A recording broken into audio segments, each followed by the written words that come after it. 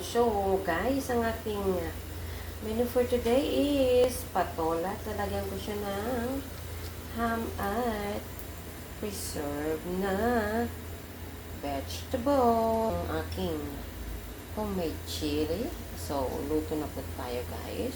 So, ito, guys, ang ginamit kong mantika yung aking ginawa dating chicharon baboy. So, masarap. Next is yung ating sahog na ham. So, kapiranggot lang po yung pinakong ham, ha. Konti lang para meron lang siyang sahog, guys. Hindi kailangan ng maraming sahog. Pwede rin po siyang walang sahog. Basta spicy. Lagyan natin ang ating chili paste. Gusto mo mas maanghang? Wala akong press. Gusto ko may press lang para mas maanghang. Pero, yun lang pong available. Lagyan ko na po siya, guys, ng patis. At itong soy sauce na sweet. Ating patola. Dapat hindi overcook, guys, ha? Ang ating preserved na vegetable. Ito ng more bawang. Ayan. Sugarette.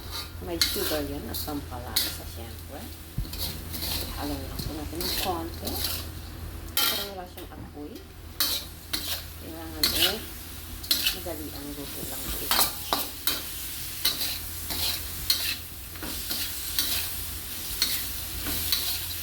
Oh, look at that. Oh, no. Ng konting water, guys, para maluto ng konti. So, nilagyan ko rin po siya ng tausi, guys. Look at that. Parang tae na. Oh, no. Parang tae na ng kambing. So, yan. Kailangan half-cook lang po, ha. Baka ma-overcook natin, eh. Hindi na siya masarap. Yung bentong ulam, guys. O, di po ba? Nakakatakam. So, wala pong ano yan. Recipe lang po ni Jonah yan, ha. Kaya, kung gusto nyo makita, tignan nyo na yung aking pagluto. So, ito na siya, guys.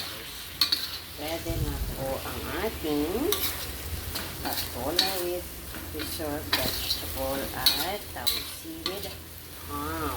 Oh my God. Thank you. Bye. Thanks for watching.